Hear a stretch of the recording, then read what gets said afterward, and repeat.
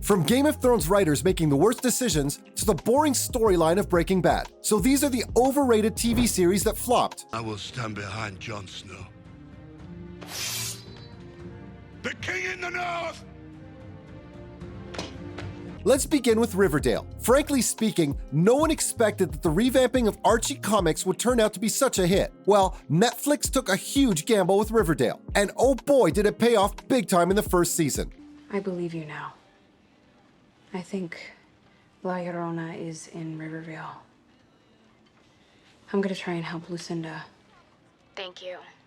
I mean, the show was literally the talk of the town. Not to mention the fact that it got rave reviews for being fun, quirky, and always ready to take a risk. In fact, it quickly amassed a cult following of viewers who couldn't get enough of the show's unpredictable twists and turns.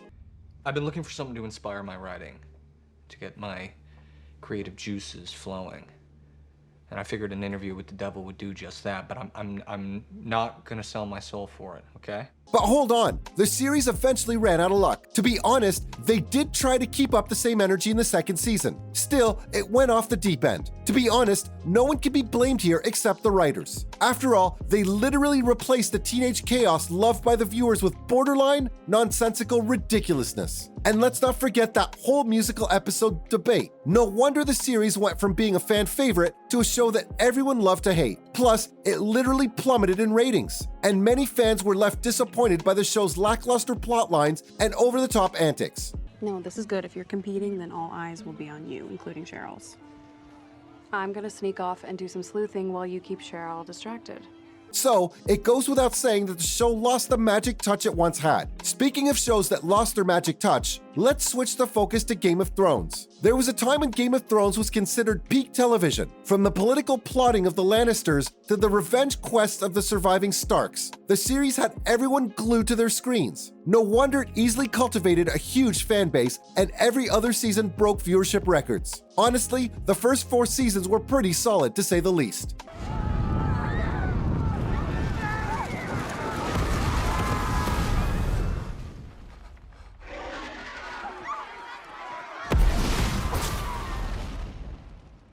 But after that, things started to go downhill. The 5th season felt like it had to tone down the show's intense storylines for the fans' sake. And then there's no denying that season 6 had 2 epic episodes. But still, it failed to live up to its predecessors. And then there were the last 2 seasons that were a complete mess. I mean, the storylines were rushed and condensed. But the thing that disappointed everyone was that the characters that they knew from the beginning were given unsatisfying endings. No wonder the final season holds the lowest ratings of all. Of course, the ending was a far cry from the show that everyone loved, so it doesn't come as a surprise that fans were feeling angry about the direction the series had taken. So much so that the writers, David Benioff and D.B. Weiss, are mocked even to this day. Just like Game of Thrones, the next show also started strong and had viewers hooked. I'm talking about The Walking Dead. You're thinking about what's after.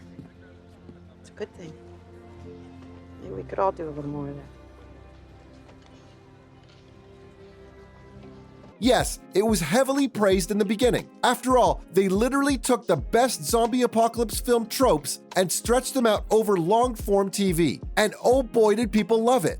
You think because I agreed to this thing that we're friends now? We're not friends. Because I haven't forgotten for one goddamn minute what you took from me.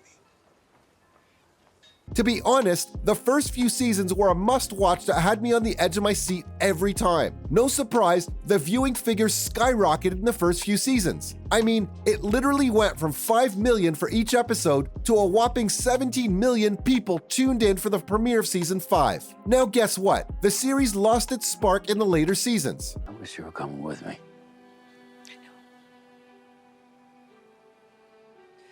This is gonna be good for you, for me. Proud of you.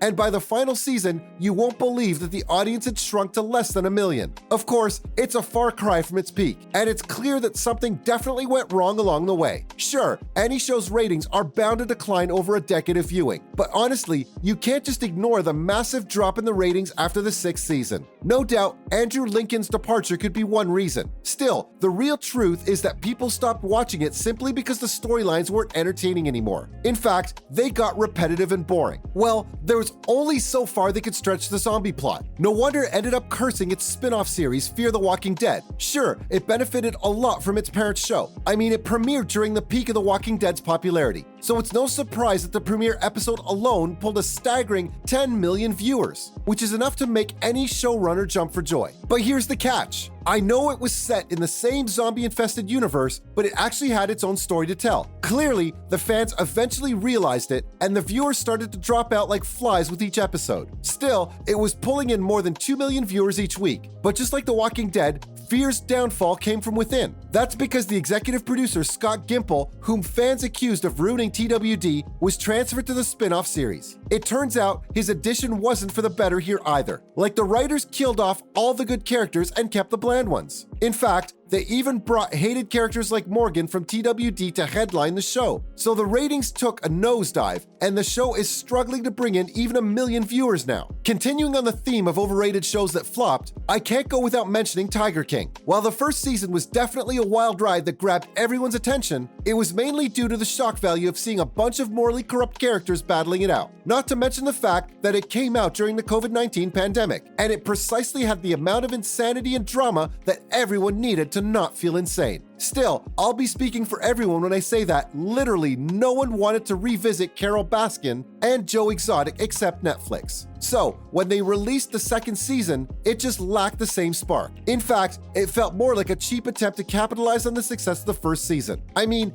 it didn't really have anything new to offer. After all, it was basically the same storylines and characters without adding any significant value. Plus, they focused unnecessarily on Carol Baskin, forcefully trying to paint her as a villain instead of giving her a meaningful exploration of her issues. No wonder the second season was a massive failure. Even the few diehard fans couldn't stick around to watch it, and you can tell that by the disappointing approval rating on Rotten Tomatoes. Hopefully that means no season 3. But there's also another show that failed to impress some viewers. It's none other than Breaking Bad. I know, it has a devoted fan base, but some critics believe the show's quite overrated despite the praise. I mean, the events depicted in the show aren't something to be taken lightly or glamorized. Even if you ignore this flaw, there are many other factors to consider. First off, the series was painfully slow-paced, and I'm sure even the most adoring fans won't be able to argue here. In fact, the first 3 seasons were particularly slow to say the least. That's because very few moments of importance actually took place. Not to mention the fact that most fans majorly focused on the last 2 seasons because that's when the problems started to get solved. Besides this, another problem the series faced was with the dialogue. No denying that whenever Walter White was on screen, the delivery tended to go well, but as soon as he was off the screen, it was almost painful to watch. Similarly, no other character had the development that White did. To be honest, most of the leading characters had no development at all. No wonder many fans stopped watching the series by the final season. And that's all for me on the overrated TV series that flopped.